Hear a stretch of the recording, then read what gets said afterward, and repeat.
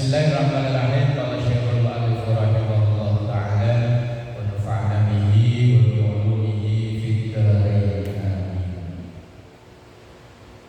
Wal maqalatur rabi'atu wal ishruna, dan makalah yang ke-24. Ar-rabi'ah 4 wal ishrun dan 20. Jadi 24. Qala Ibnu Abbas radhiyallahu anhu, berkatalah Ibnu Abbas. Loh, Mang Iping gak ikut ke sana, Mang? Oh. Gus Gembor curang, Mang, ya diajak ke Gus Gembor, Mang.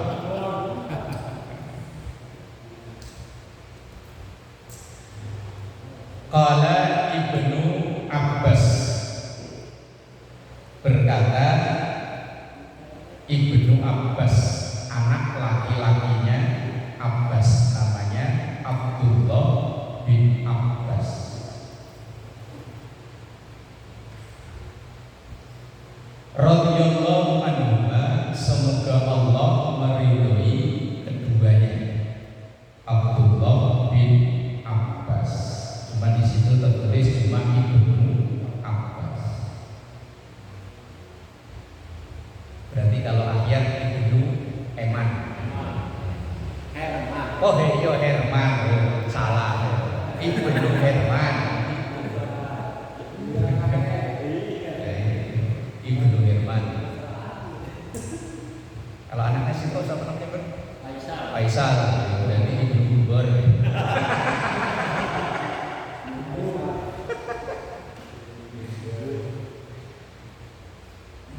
Fi qaulihi ta'ala, dalam firman Allah Ta'ala. Ibnu Abbas itu ahli tafsir yang dari golongan para sahabat. Wa idzi betala Ibrahim rabbuhu bi kalimatin fa'atammahun. Qala inni ja'iluka lin-nasi imama. Qala wa min dzurriyyati. Qala la yanalu ahdul zalimin. Lengkapnya ayat begitu. Kalau di situ cuma tertulis sampai fa'atammahun. Ini Al-Baqarah 124. Wa idhibta, aslinya itu wa idhibta, cuman karena ibadah sambung wa idhibta. Dan ketika menguji, Bapak masuk pagi ini, saya sore. Wa idhibta, dan ketika menguji Ibrahim ke Nabi Allah Ibrahim, yang menguji Rabbuhu, Tuhannya Ibrahim, Allah Subhanahu wa ta'ala, bi kalimatin, dengan beberapa perintah, dengan beberapa kalimat. Fa'atammahunna, maka Ibrahim menyempurnakan, melaksanakan perintah itu dengan sempurna. Itu sepotong ayat. Kalau lengkapnya, qala inni ja'iluka lin-nasi imama. Qala wa min dzurriyyati. Qala la yanalu ahdul zalimin. Ibnu Abbas menafsirkan ayat Al-Baqarah 124 ini ketika Allah menguji Nabi Ibrahim dengan berbagai macam perintah. Fa'atammahunna, maka Nabi Ibrahim itu menjalaninya dengan sempurna. Kalau lanjutannya ayat kan,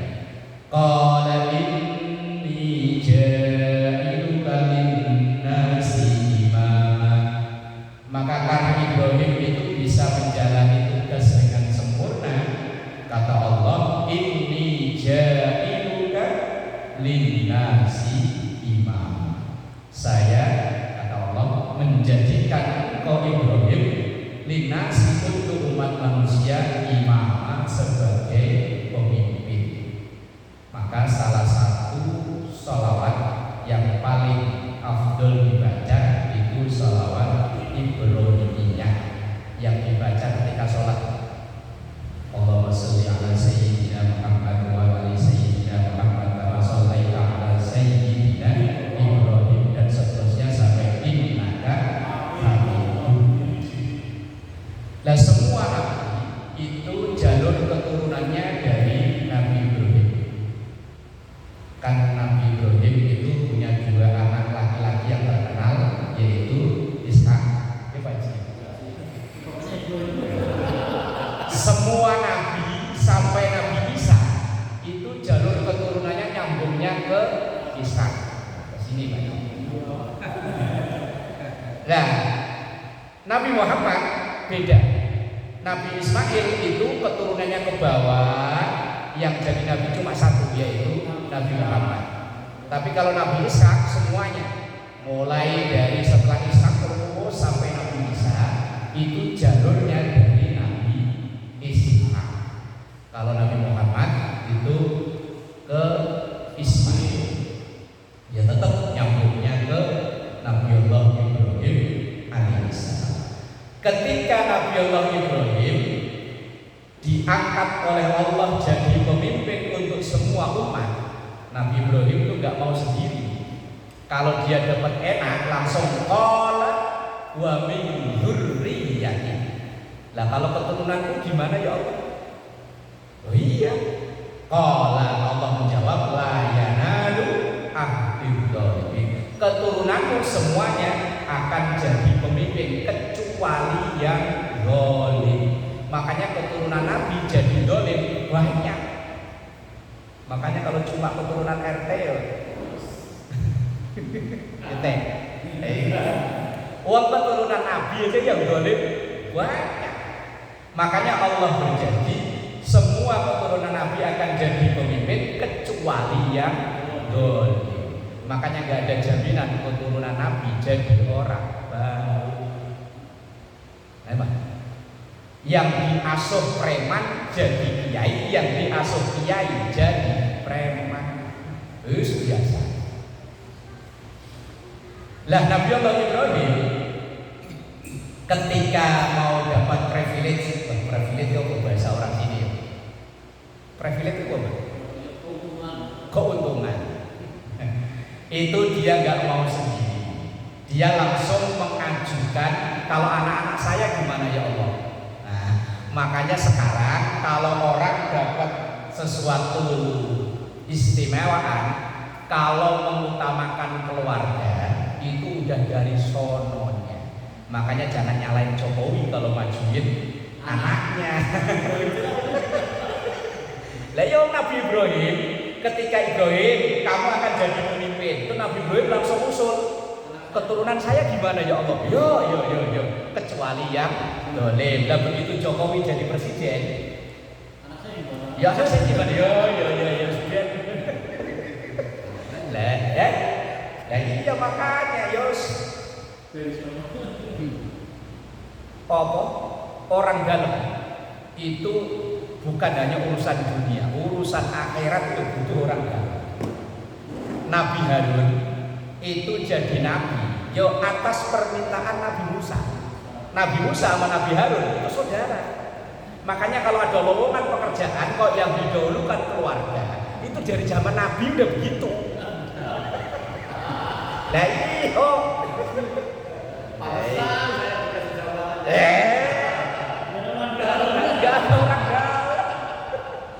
Loh, ketika Allah membuka lowongan jadi nabi, itu Nabi Musa yang diusulin, Harun itu keluarganya, saudaranya. Waj'alni waziran min ahli. Itu doa yang dibaca biasanya kalau mau pidato apa dia?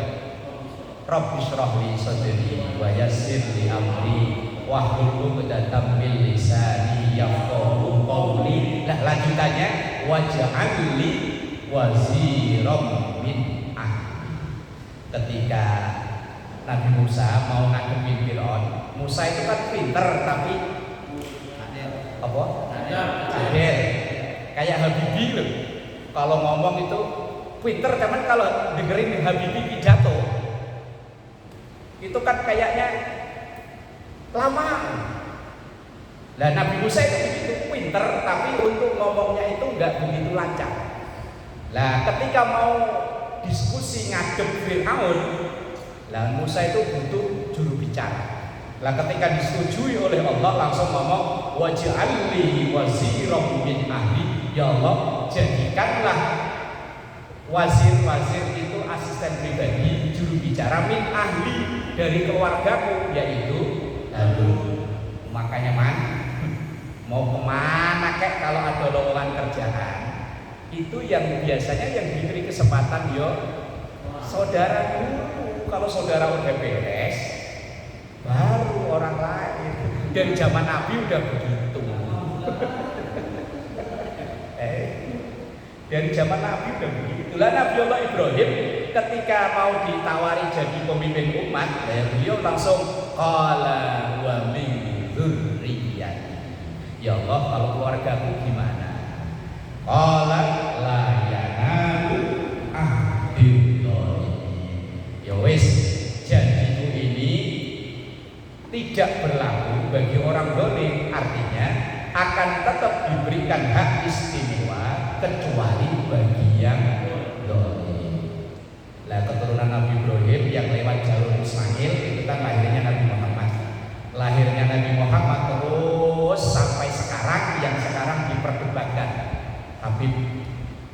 Habib itu kan sekarang mulai ada yang mulai menggugat kan, yang dari Banten itu, saudaranya Gus Roy jangan-jangan. Yang siapa namanya? Yang menggugat Habib bahwa keturunan Nabi, siapa namanya? Lupa saya. Imaduddin Usman Al-Bantani, tetangganya Gus Roy kan ya Gus. Ya kan menggugat, apa iya Habib itu benar keturunan Rasulullah. Lah kalaupun benar keturunan Rasulullah, yo ayat ini tetap berlaku. La yanalu ahdil dzalimin. Biar keturunan Nabi kalau memang zalim, yo ora usah diikuti. Keturunan Nabi tapi kelakuannya nggak bisa diikuti, itu nggak usah diikuti. Kan itu anaknya Nabi, tapi nyatanya yo mati kafir. Musa itu dari kecil yang ngasuh Fir'aun, yang diasuh sama Fir'aun jadi nabi, yang diasuh nabi. Oh makanya ya jangan heran kalau bapaknya utak-utuk anaknya jadi orang hebat. Lah bapaknya hebat, anaknya malah utak-utuk. Utak-utuk itu apa ya? Ya wis itu memang dari zaman Nabi udah begitu. Bapaknya profesor, anaknya SMP aja gak lulus. Yang bapaknya buta huruf, anaknya malah jadi profesor. Oh itu dari zaman Nabi udah ada. Kalau bapaknya Nabi, anaknya Nabi kan yo, Nabi Ibrahim punya anak, Nabi Ishak, Nabi Ismail terus ke bawah. Itu berarti bapaknya pinter, anaknya pinter, bapaknya kiai, anaknya kiai terus. Tapi kalau yang kasus Kanan itu bapaknya kiai, anaknya bajingan. Lah kasus Fir'aun yang ngasuh bajingan jadinya anaknya Mang Iding, siapa tahu ntar jadi kiai gitu. Enggak ada yang tahu ya. Qala Ibnu Abbas fi tafsir dzalika. Berkatalah Imam Ibnu Abbas dalam menafsirkan ayat itu. Asyru hisalin minas sunnati. Ada 10 hal yang termasuk bagian dari sunnah Rasul. Ini sunnah Rasul konotasinya cuman, apalagi malam Jumat ya, konotasinya mana kemarin? Oh sunnah Rasul malam Jumat. Itu kalau sunnah Rasul malam Jumat konotasinya apa? Itu ya. Apa bar? Jangan nanya Mang Iding ya. Menyakitkan pertanyaan itu.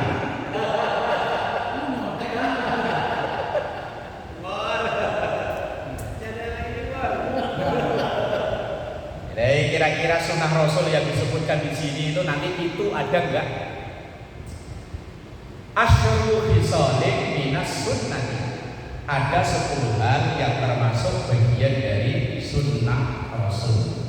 Ayat tariqatis syar'iyyah, yaitu jalan syariat.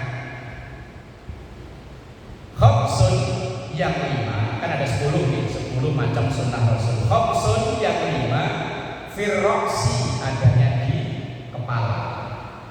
Wa khamsun, dan yang 5, fil badani, adanya di badan. Fa'ammal khamsul lati firroksi, adapun yang 5 yang ada di kepala, fahya, yaitu as-siwaku, siwak. Kalau bahasa gigi, Pak Haji pernah siwak enggak? Enggak. Padahal sunnah Rasul. Giginya kayak hancur malah. Saya pernah nyoba itu ya enggak nyaman. Ketil enak. Karena enggak biasa. Pak Fir pernah Pak? Pakai siwak. Enak. Dalamnya yang kagak kenal dalamnya. Ada man? Pakai siwak. Pernah ya? Tapi pernah kok ya, enggak dilanjutin ya. Kan langsung timbul pertanyaan begini. Siwak dengan sikat gigi, apakah hukumnya sama? Kan gitu ya. Karena masyarakat modern sekarang yang pakai siwak dengan sikat gigi, kebanyakan sikat gigi. Nah, itu makanya butuh ilmu, namanya ilmu usul fikih, untuk mempelajari ketetapan hukum. Orang siwak itu kan tujuannya untuk membersihkan mulut, gigi dan lain-lain. Nah, sementara orang sikat gigi ya sama, tujuannya untuk membersihkan mulut. Maka dalam ilmu itu ada namanya hukmul maqasid, ada hukmul wasaid. Hukmul maqasid itu hukum tujuan. Tujuannya sama, yaitu membersihkan gigi. Cuman wasaid itu metode, caranya yang sama, caranya digosok juga, cuman alatnya yang beda. Kalau dulu Rasulullah dan para sahabat itu pakai kayu arok namanya. Kalau sekarang biasanya orang oleh-oleh haji umroh kan kadang pakai itu ya. Padahal pakai kayu pete Cina juga boleh bagi ya. Pakai kayu apa yang boleh. Lah karena dulu mungkin kalau seandainya di Madinah itu ada kayu jengkol, ya bisa jadi ya. Ya kan nggak ada di sana. Ya adanya kayu itu, ya wes pakai kayu itu. Caranya sama, cuman alatnya yang berbeda. Maka fikih modern sekarang menghukumi sikat gigi sama dengan siwak. Maka termasuk sunnah Rasul itu sikat gigi. Apalagi mau ketemu orang, mosok habis makan jeki, habis makan pete, begitu. Assalamualaikum Pak. Langsung, oh shit. Aturan tender batal. Aturan tender proyek masuk gara-gara batal. Sikat gigi termasuk sunnah Rasul. Kalau ngaji fikih, sikat gigi itu yang paling disunahkan, satu, ketika bangun tidur. Kedua, ketika habis makan, yang makan itu berpotensi bau. Kalau fikih klasik yang dicontohi bukan pete, bukan jengkol, karena penulis kitab fikih tinggalnya bukan di Indonesia. Ya sono ya paling makanan bawang merah, bawang putih, menurut dia udah bau. Tapi bagi kita yo nggak seberapa ya dibanding dengan jengkol.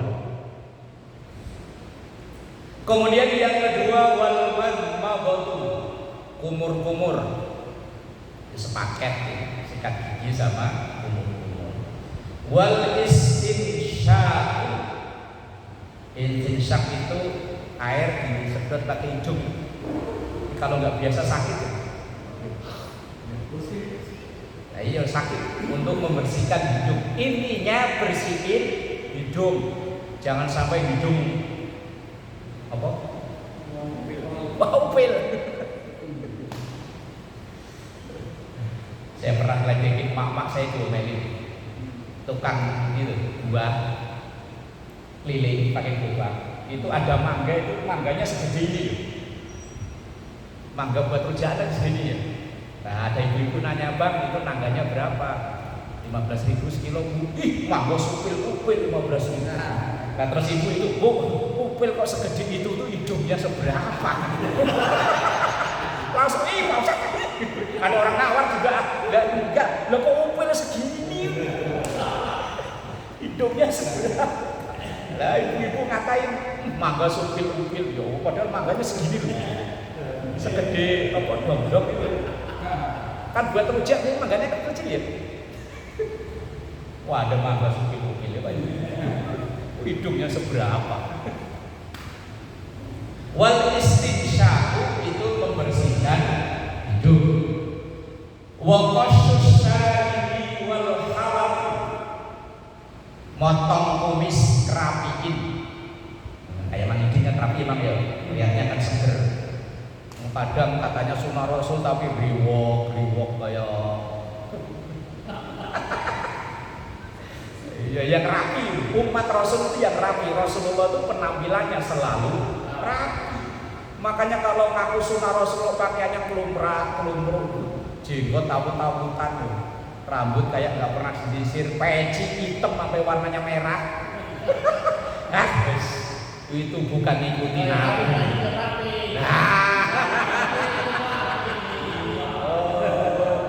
Rasulullah itu penampilannya selalu rapi. Rapi kan nggak harus mahal ya, yang penting rapi. Ini memang kita kalau laki itu suruh rapi emang agak berat ya. Nah, ya kalau perempuan kan kalau mau keluar ngacanya itu sampai muter. Lah kalau kita itu ngacingin baju sambil jalan loh ya. Iya saya aja sama sih. Baju diambil sambil jalan begini. Ntar kadang sampai sini ada kancing lebih satu. Laki. Lah Rasulullah itu penampilannya selalu rapi. Kumis jenggot itu dirapi. Biarkan awut-awutan. Yo panjang, yang penting kan yo rapi. Rasulullah itu ngajarinya rapi. Makanya sampai sikat gigi, kumur-kumur, bersihin hidung. Nah itu kan ajaran kerapian aja. Gak dibiarin asal. Makanya kalau orang ngaku katanya sufi, kok pakaiannya awut-awutan, sufi yang ditiru siapa? Wong Rasulullah itu selalu rapi. Wa amal khamsul lati fil badan. Adapun 5 adanya di badan. Tadi yang 5 kan adanya di kepala. Sikat gigi, kumur-kumur, bersih hidung, rapiin kumis, rapiin jenggot. Semuanya yang rapi penampilan. Imam Masjidil Haram masuk distrik jenggotan, tapi kan jenggotnya rapi ya. Ini yang Indonesia katanya ngaku-ngaku salafi tapi jenggotnya orang arian. Lihatnya juga katanya buat dilantungan bidadari katanya. Gelantungan kok di sini. Yang rapi Rasulullah itu penampilannya rapi. Kita lihat itu Grand Syekh Al-Azhar itu ya jenggotan tapi rapi. Enggak adulan-adulan. Cuma 6 biji.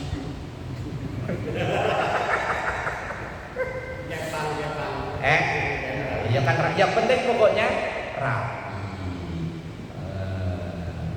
Uang hadis yang innallaha yuhibbul jamal ini kan. Dengan apa? Bahwa Allah itu sangat cinta terhadap kerapian. Yang rapi, pokoknya penampilannya muslim itu perlihatkan muslim yang rapi. Makanya kadang kalau saya lihat kalau ada ustaz pakai peci udah brodol, sarungnya ngeper, bajunya nggak pernah digosok, ya Allah, nggak bisa dicontoh. Rasulullah itu penampilannya Wa ammal khamsul lati fil badani, adapun 5 sunnah yang ada di badan, fahiya, nah ini nih, natful ibti, kerapiin ini, lu ketek, jangan dibiarin kayak orang ngempit sapu lidi, sapu apa? Sapu apa itu? Sapu ijuk ya, kayak ditaruh di sini, sampai kelihatan. Ya Allah, bersihin kapan? Ketek. Natful itfi, membersihkan dulu ketek. Itu sunnah Rasul itu. Kirain sunnah Rasul cuma nangkring doang.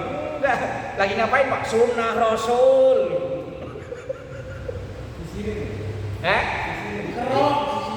Ya pokoknya yang penting rapi, mak, mau dikerimbat, mau di apa? Yang dilempengin apa lempengin? Rebonding. Ya terserah ceritanya, yang penting pokoknya rapi.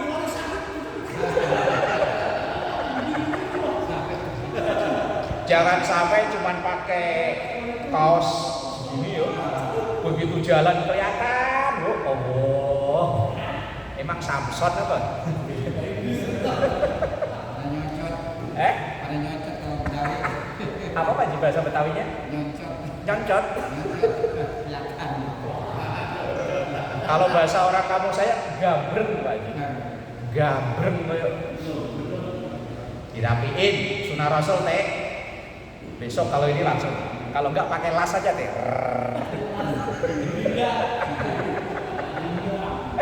Pakai las, bersih kan langsung ya. Sunnah Rasul tuh. Kemudian wa taqlimul adhafir, motong kuku. Apalagi Islam memang tidak melarang memanjangkan kuku, itu enggak dilarang. Cuma yang penting rapi. Ya udah kukunya panjang, ireng-ireng. Itu kalau makan bareng kok satu nampan, yakin saya nggak jadi makan itu. Umpama lo makan bareng ya satu nampan itu loh.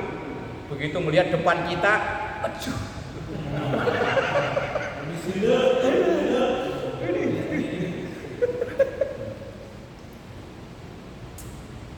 Apalagi gini, Imam Nawawi penulis kitab ini, itu di kitab yang lain. Oh, kalau zaman saya sekolah dulu memang kalau masuk itu bu guru di depan pintu suruh begini. Kalau yang kukunya ini langsung.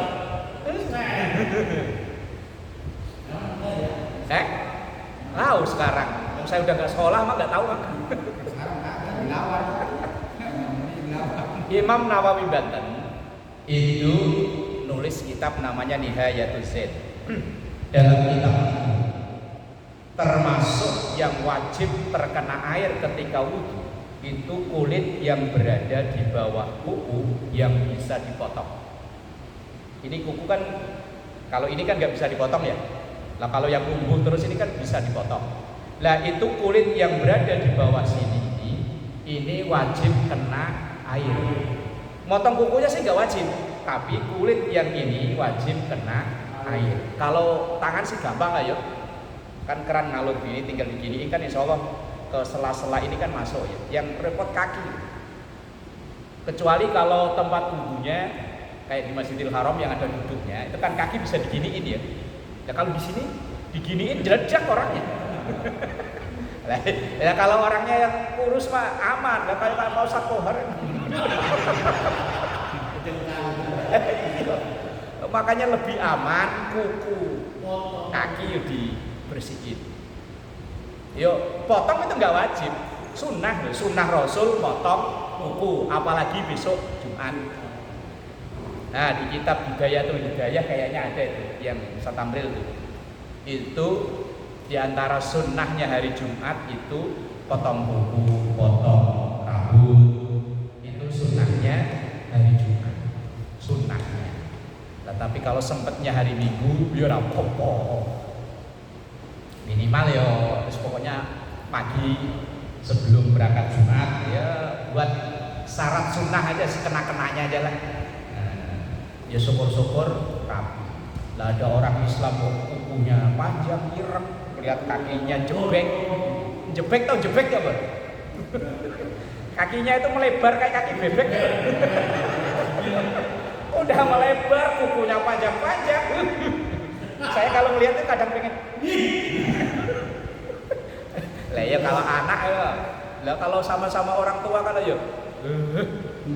Orang Islam kok yang rapi.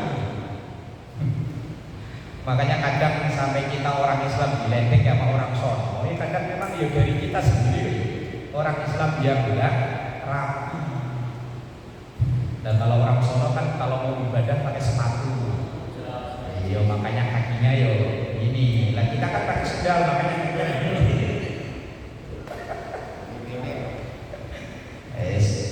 Wa taqlimul adhafir, motong kuku. Wah, ada yang selanjutnya ini.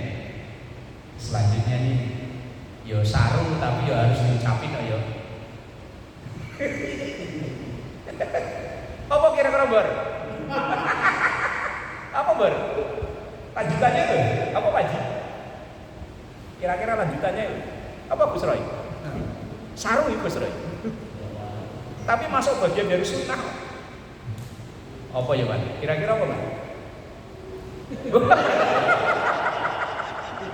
Apa tepuk tangan? Iya.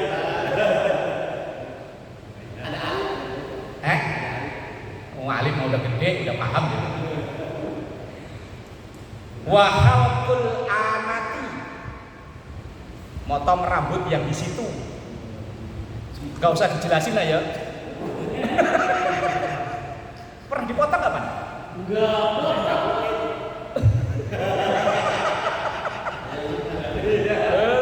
Termasuk sunnah itu. Dirapiin,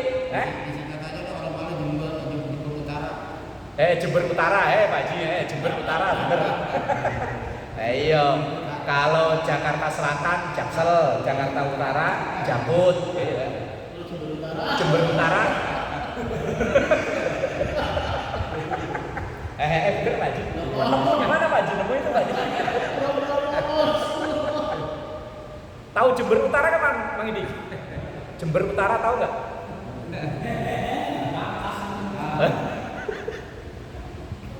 Sunnah itu Man. Ntar begitu pulang rumah langsung istrinya.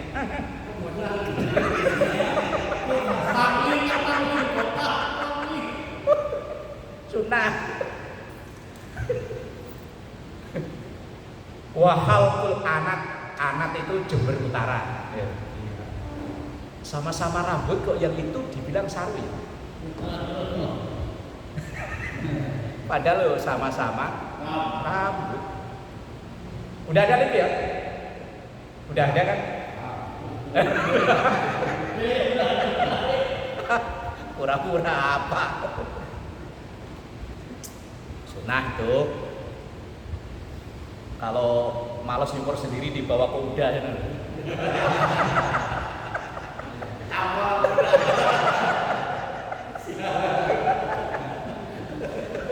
Tinggal tanya ke udah, dia melayani cukur yang itu gak ada.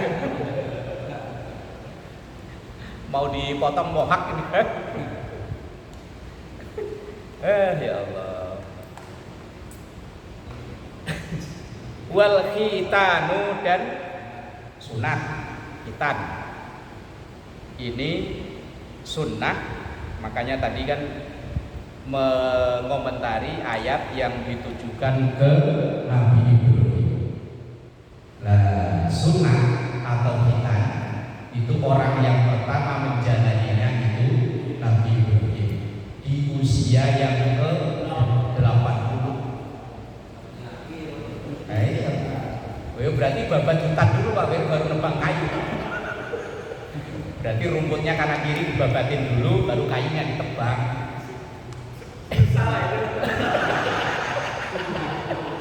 Iman kebayangin alat. Susah itu.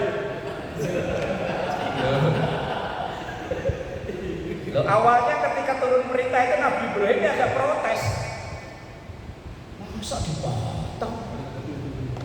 Mungkin dilihatin ini. Nah itu yang saya nggak tahu kan. Kalau penjelasan. Oh, bengkong belum ada.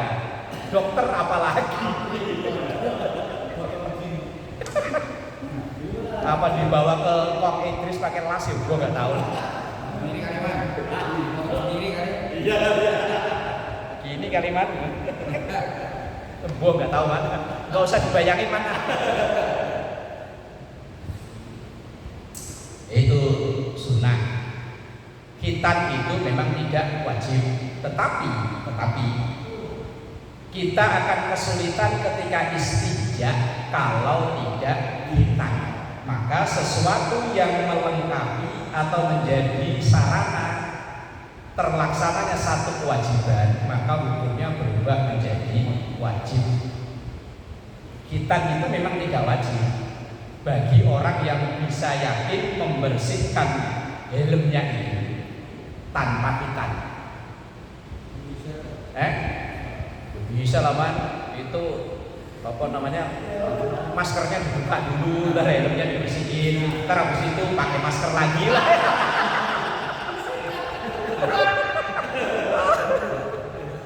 Repot ini. Repot. Buka gitu. Makanya ya kadang kalau anak disunat itu kan, mohon maaf ya, di sekitaran itu kan ada kayak putih-putih garam gitu ya. Nah itu kan air kencing yang mengendap. Nah kalau ini dibiarkan lama-lama jadi penyakit. Makanya sekarang khitan itu kan bukan hanya orang Islam yang jalani, hampir semuanya alasannya kesehatan. Kalau seandainya yakin bisa bersihin, misalnya asal habis kencing ininya helm apa maskernya dicopot gitu ya, bersihin, terus apa itu pakai lagi.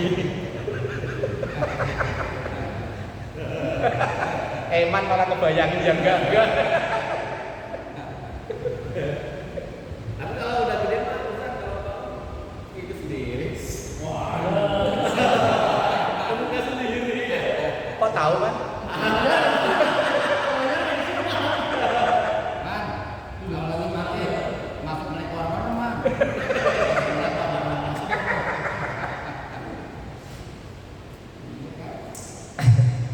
Wal istinja'u istijah. Di hadis yang cukup populer, ketika Rasulullah melewati pemakaman, tiba-tiba itu Rasulullah berhenti. Kemudian sahabat nanya, ada apa ya Rasul kok tiba-tiba? Rasulullah jawab, ini ada dua orang ahli kubur saat ini lagi disiksa. Sebabnya apa ya Rasul? Yang satu, sebabnya istinjanya sembrono.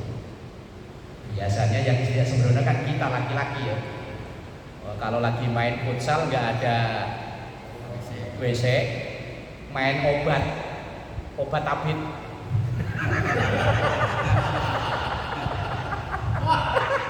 Kalau nggak obat abit,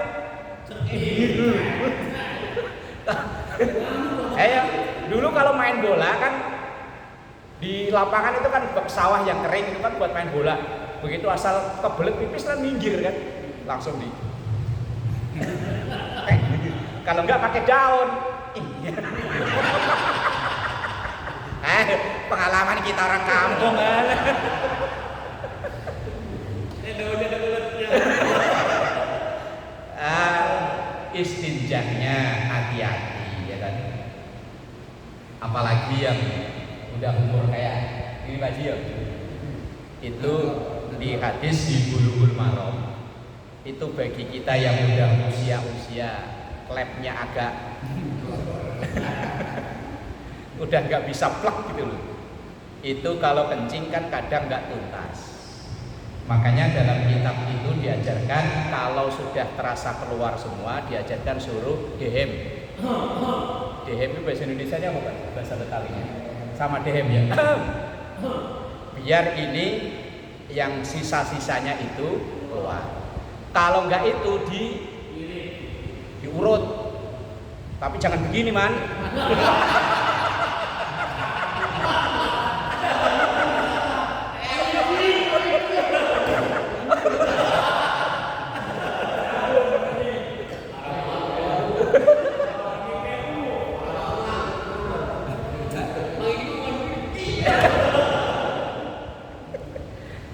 Loh itu bener.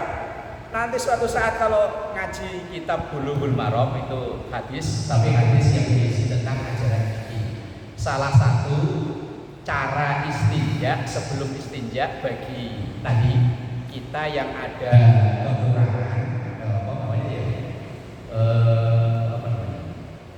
Yang tadi loh klepnya udah gaplek gitu. Nah, itu kalau enggak gehem ya tadi dipelirit. Pokoknya biar tuntas. Istinja itu bagian dari sunnah Rasulullah. Potong bersihin ketek. Kayaknya hal-hal sepele ya. Ternyata tapi itu sunnah. Kalau niati menghidupkan sunnah itu ada nilai. Wa nadoma ba'duhum, dan menadhamkan sebagian ulama hisalul fitrati, kondisi fitrah manusia itu allati utuliya, yang diujikan biha Ibrahim alaihi salam, kepada Nabi Allah Ibrahim alaihi salam, biha hadainil baitaini, di dalam dua bait syair ini, min bahri tawili, dari bahar tawil, di qaulihi, dengan ucapannya syair, tamadmadun wastin syabun qadsun lisyahidi dawa siwakin wa fadil farqa lisyahidi.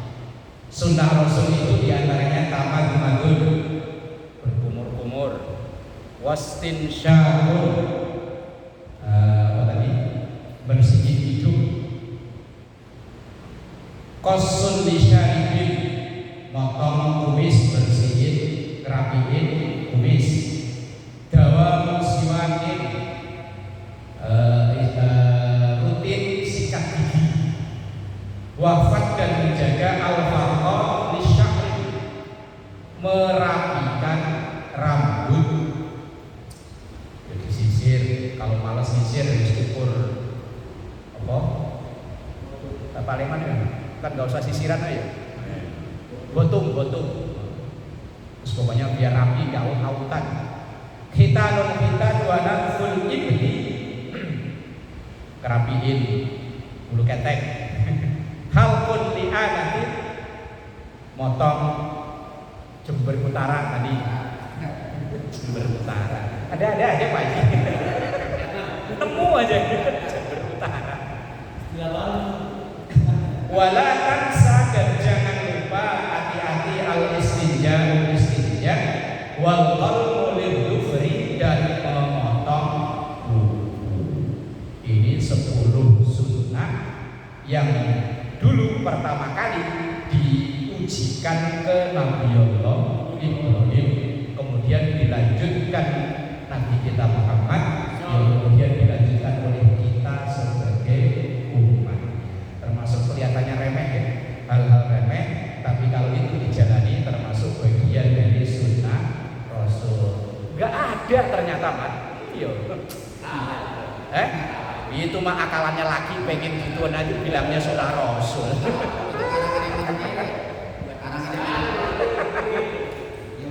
Gak ada.